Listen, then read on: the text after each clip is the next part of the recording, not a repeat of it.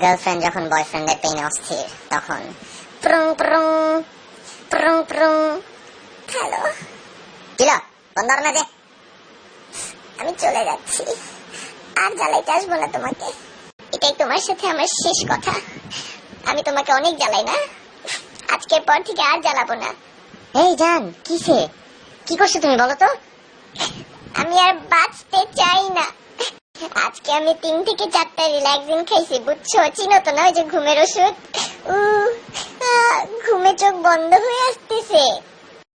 এটাই আমার শেষ ঘুম, আমাকে ক্ষমা করে দিও মুভিজ।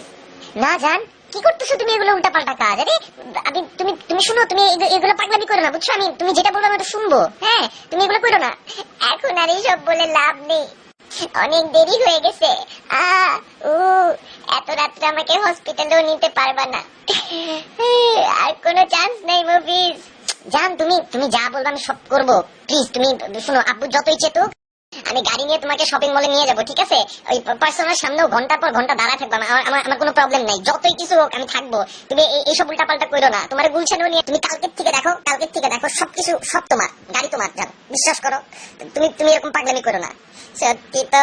হ্যাঁ জান, একদম সত্যি। ঠিক আছে, তাই এখন ঘুমাই, ভেবে দেখবো ঘুম থেকে উঠে।